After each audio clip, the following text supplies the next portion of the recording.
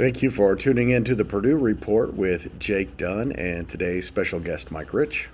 During the football bye week, we took the opportunity to talk about some Purdue basketball and go over the schedule, talk about the games we're most interested in, our predictions for each game. By the way, 31-0 in the regular season is my prediction. I know it sounds ridiculous, but they probably are going to be favored in every single game they play this year. That was not the prediction for Jake and Mike. Our next Purdue Report will air Wednesday. Please join us for that one as we talk some basketball and football, as we do every week on the Purdue Report. Do us a favor and go subscribe or follow us so you don't miss a single segment. Quick note at the start, we were concluding the Colts Report when we began the Purdue Report, and Will Rutherford said that Purdue will not win a national championship this year, and I just wanted to get him on record.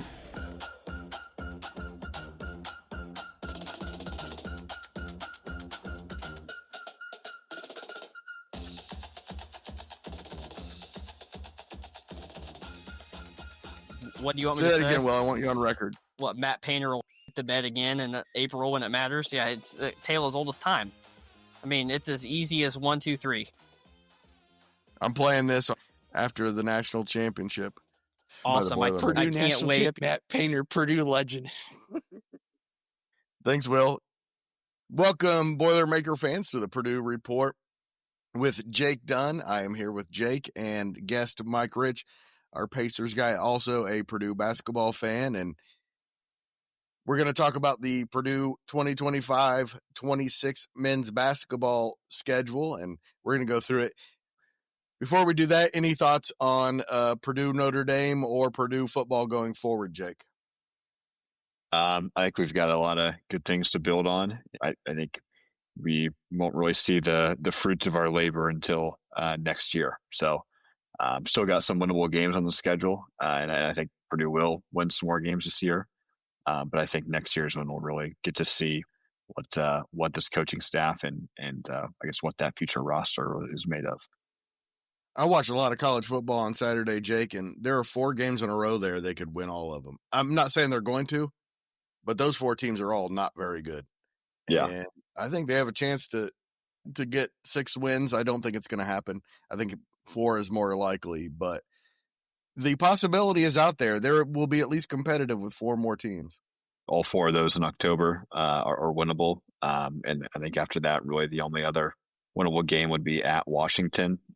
I think that's a little less winnable than the other 4 in October, but I think the rest it'll be hard to compete in those. And we, of course, still hate Washington from the 2000 Rose Bowl. Yeah, and Ryan Walters is the defensive coordinator there, so it's got another tie there. Notre Dame was better than them at every single position. That will not be the case with probably anybody else. Ohio State maybe, but yeah, of course.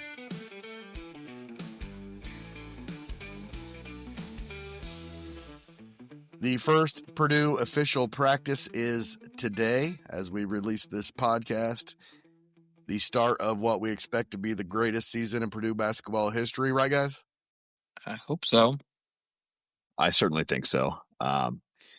Certainly a lot of excitement and pent up emotions here for the start of this season after the big run that Purdue had 2 years ago, and just how things ended last year in the Sweet 16. So you got arguably the best fan base in the country, ready to do something this school's never officially done. So lots to look forward to.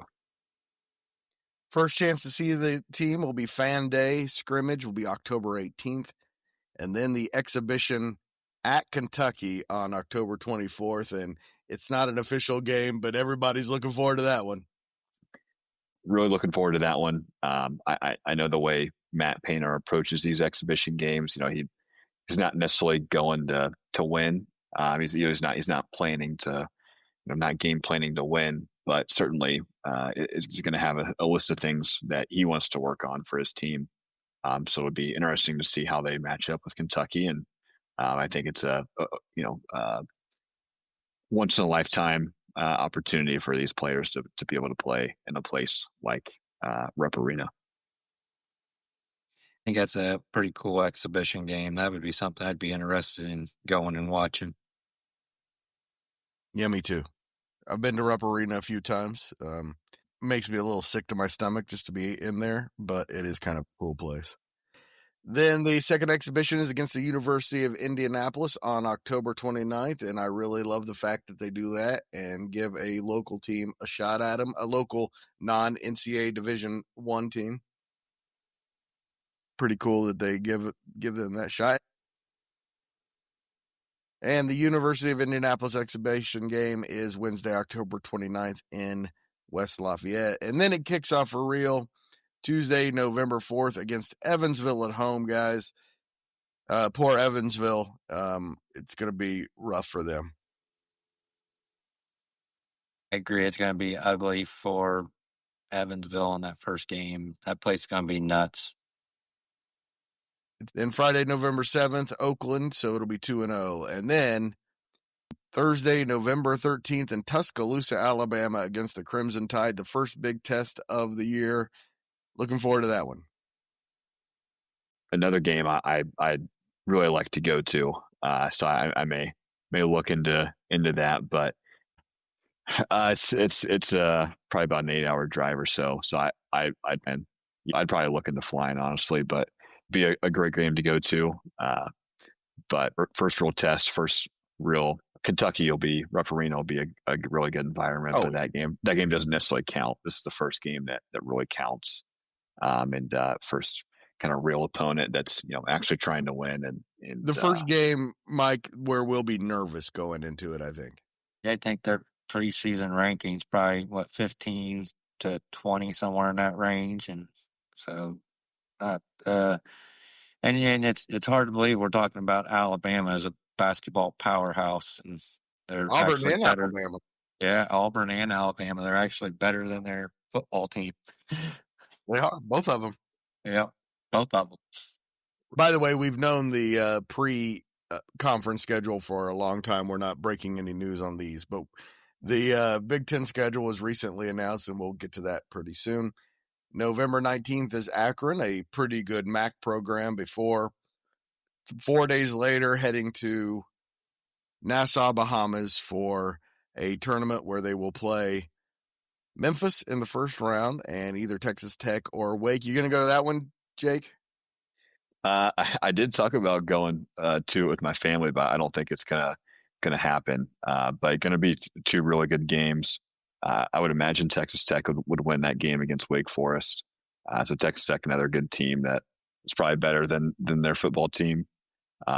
So Texas Tech, they're always pretty athletic and long, and so it'd be a good test and a good matchup of a team Purdue may play in March Madness. But if Texas Tech doesn't win, Wake Forest would be an interesting matchup with Miles Colvin now on the Wake Forest team and Deacon's team. So right. I may, it's a couple hours from Charlotte, so I may make my way up to a Wake Forest game sometime. So that'd be cool to go and see Miles. But I would imagine Purdue would come out with this Baha Mar championship trophy once they leave and get back and ready for Thanksgiving.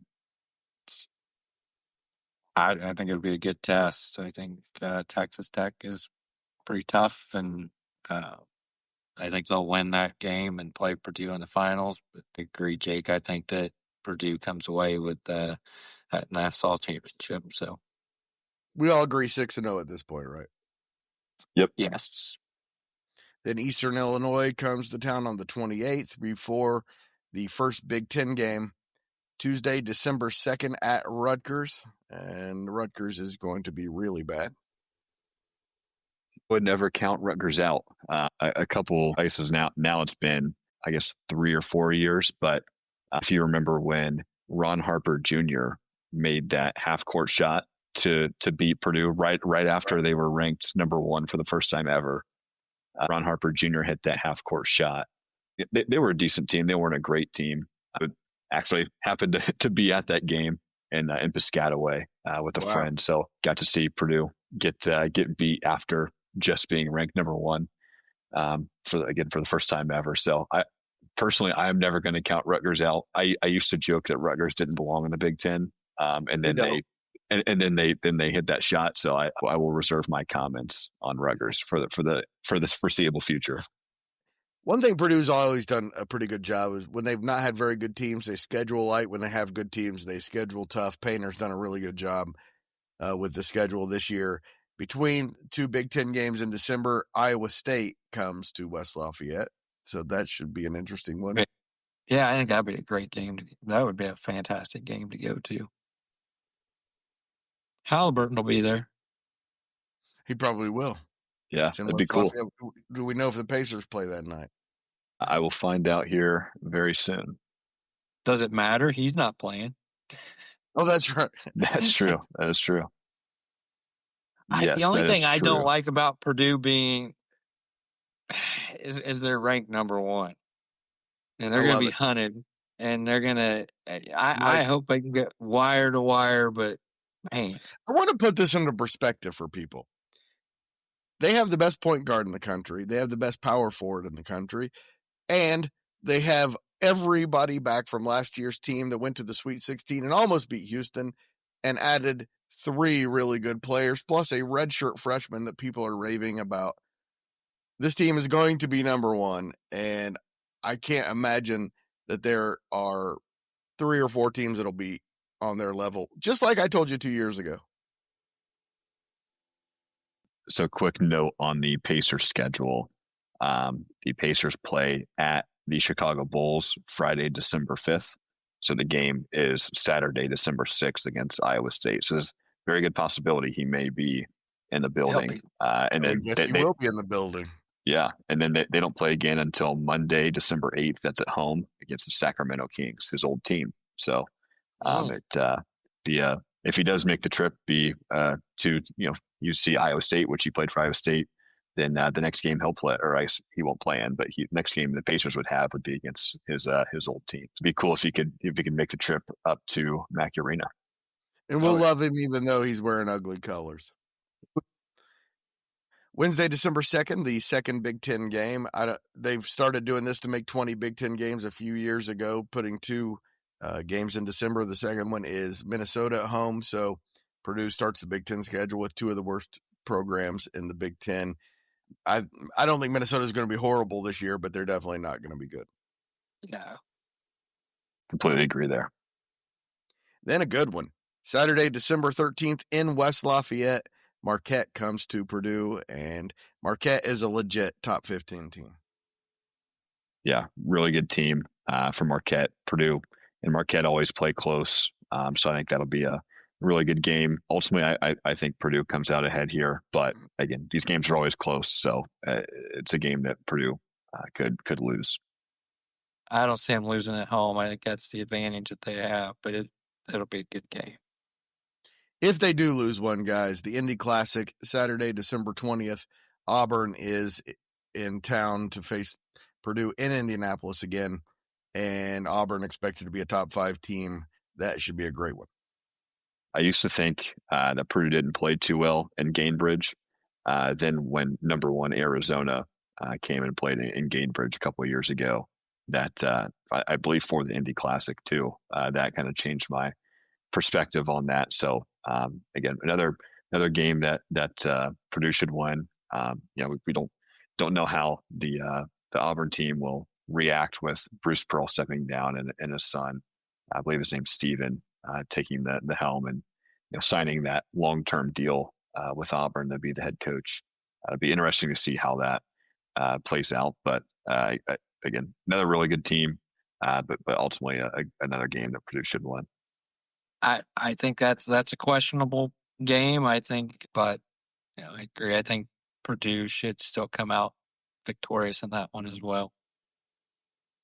And then another pretty good MAC team, Kent State, comes to town Monday, December 29th to complete the non-conference schedule. And we all 3 agree, 14-0, right? Yep. 14-0. Now we go to the real Big Ten schedule where it really gets going, and man, does it really get going. Saturday, January 3rd, Purdue at Wisconsin. Wisconsin expected to be one of the best teams in the Big Ten, and there's your big first road test. So their first big conference road test, probably their first big conference test period. I would agree. Luckily for Purdue, the Wisconsin students will be on break. They'll still be on their winter break at that point, I believe, being right after New Year's. So that, could probably help the Boilers. But Wisconsin is a really tough place to play. So I would, if Purdue loses that, I wouldn't be shocked. I'd be shocked if Purdue lost that game. I wouldn't be shocked. I would be surprised. I think they're 15-0. Then Washington is in West Lafayette on Wednesday, January 7th. Penn State comes to West Lafayette Saturday the 10th, and then Purdue is at Iowa on the 14th. Any of those concern you? No, I don't think so. I think Ben McCollum at Iowa, I'm kind of excited to see how he takes over the Hellman program there now that Fran McCaffrey and Iowa have parted ways. So I think he can turn Iowa into a good program again, or elevate them to the same level, if not higher than what Fran McCaffrey could. Yeah, all three of these Purdue should win. So we all agree 18-0. I think I'm gonna call the game at Wisconsin a loss. Okay, all right. So we're gonna say 17-1. 17-1 at worst. How about that, guys? I'm gonna just assume they're winning all these. I was thinking maybe the first game they lose is UCLA, but that's another one they could lose too. Absolutely. And then comes the road trip to Los Angeles, Saturday the 17th at USC, which is expected to have a pretty good team. And then Tuesday, January 20th at UCLA, which is expected to have a very good team. Yes. Yeah, UCLA will be a tough game to win in LA. Both those are going to be tough. I think USC is going to be a pretty good team. Yeah, with the travel as well. So ideally Purdue goes 2-0, but again, would not be surprised if they split those. And this is the toughest stretch of the season they're in, by the way. Saturday, January 24th, Illinois at home. Illinois, one of the two teams, maybe three, expected to challenge Purdue for the Big Ten championship. Former Blue Devil, former Huntington Forester, former Evansville Purple Ace, and now current Illinois Fighting Illini. Ben Hummerkaus is on the Illinois squad. So this is last year from Tipton, Indiana. So this is two of you. Ben's a great guy. So I personally, I hope he scores 70 points, and I hope Purdue wins with him scoring 70 points. So that'd be my dream scenario. Me too. And then the trip down south to Bloomington is Tuesday, January 27th. And I think this IU team is going to outperform expectation and still not be nearly as good as Purdue. I agree.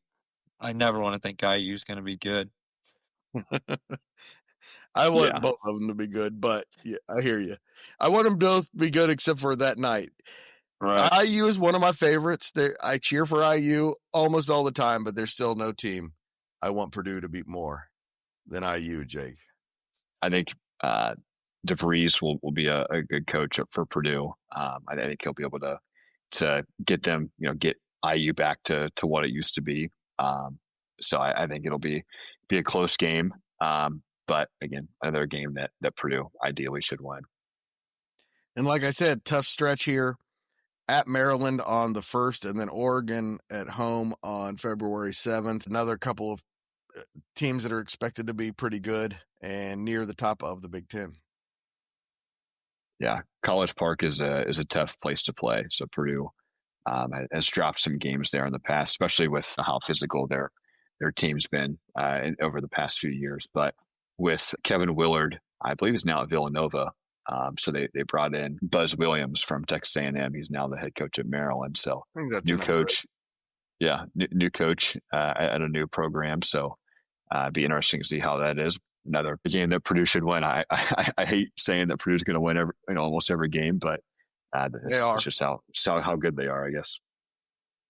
So I say 23-0, and you guys both say 22-1 at this point, right? I'm at 22-1. I'm gonna go 21-2. Ooh, yeah, it's just because you don't want to jinx it. I feel like every year there's always a lot of turnover at the one spot for the most part. So I feel like by this point in the season that the number one team usually has two losses usually, but sometimes maybe one. So I'm gonna be a little conservative here and say 21-2. And then you're going to say 23-2 after Purdue goes to Lincoln, Nebraska to face the Cornhuskers on Tuesday, February 10th. And then they're at Iowa City on Saturday, February 14th. Both of those teams expected to be near the bottom of the Big Ten. Mm-hmm. Purdue can kiss Iowa goodbye on Valentine's Day on the 14th. And then Tuesday, February 17th, Michigan.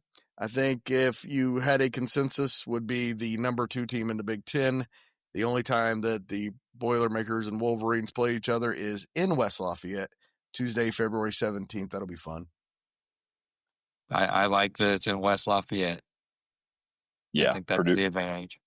Yeah, exactly. Purdue got really lucky with the schedule, with playing Michigan and Michigan State at home. So I think, got really lucky there. And same with Illinois. Getting them only at home was a nice break. So perks of winning being a good team, I guess. And then the return trip from the Hoosiers to West Lafayette, Friday, February 20th. A little disappointed that there are no Saturday or Sunday games in the series this year, but still Friday night, going to be great, and great atmosphere in West Lafayette. I feel like these games belong on the weekend, so I'm kind of with you there, Greg. I wish that they would not schedule these. I know it's a Friday still, but I feel like they just belong on a Saturday or Sunday. So wish that was a little different. But if Purdue does drop the one at Bloomington, I think they pick up this one either way, whether they lose in Bloomington or they win. I think they take the one at home as well. You know where I stand on this. Thursday, February 26th, Michigan State comes to West Lafayette. Not expected to be a very good Michigan State team, but you always assume that they're going to be better than predicted, right?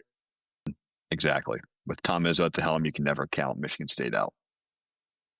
He could definitely put it together. But again, Michigan State, Illinois, all only game against Purdue this year at Mackey Arena. So that'll be a huge advantage for the schedule. Sunday, March 1st, which will almost certainly be a CBS primetime game, will be at Ohio State. Again, Ohio State not expected to be very good this year. It's a little different era of Big Ten basketball. Ohio State's not expected to be very good, and their only game against the Buckeyes this year in Columbus on the 1st. It's actually my birthday, so I'll be back in town for my birthday and maybe headed over to Columbus for that game. So road trip. It'd be a cool game to go to hopefully see Purdue try and finish out their season on a high note. I think they're already going to be Big Ten champions by this point, by the way. I certainly hope so. I think they're going to clinch that against IU at home. And then it finishes with a couple of what should be pretty easy games in Evanston against Northwestern on Wednesday, March 4th. And then Wisconsin at home on Saturday, March 7th. I say 20-0. I'm going to go 17-3.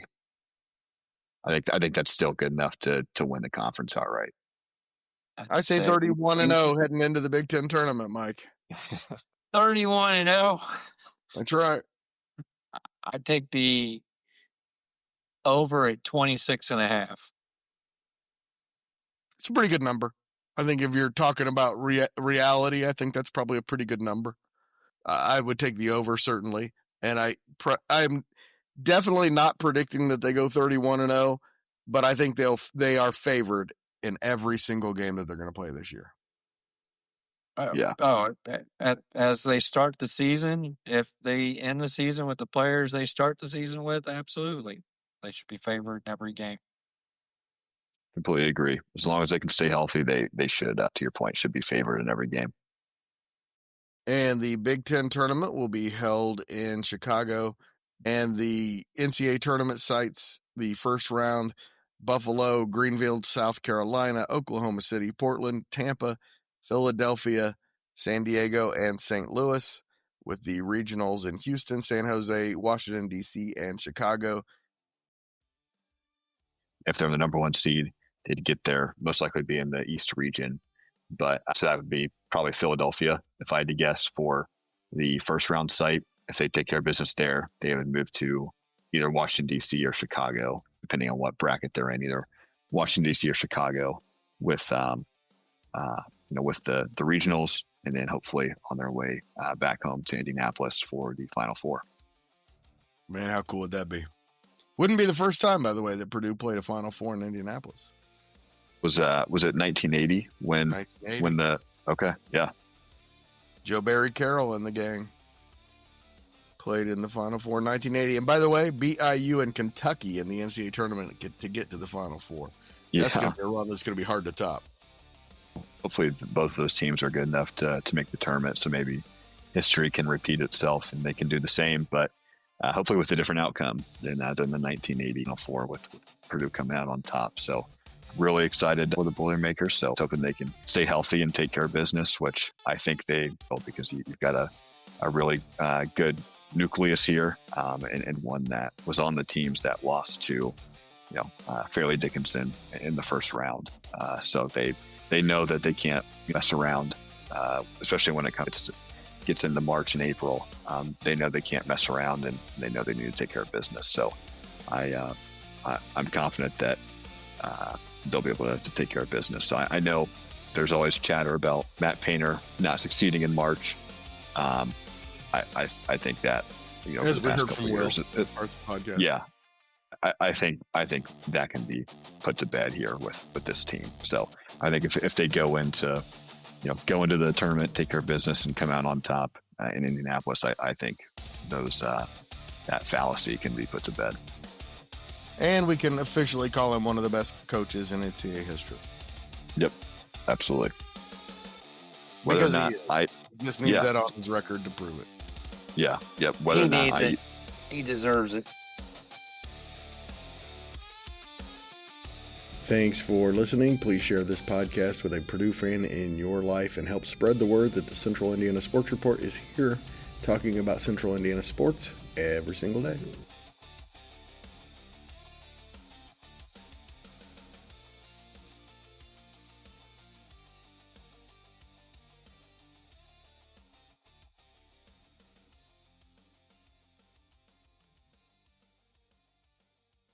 The Central Indiana Sports Report is a product by TG Media, and I love Susie.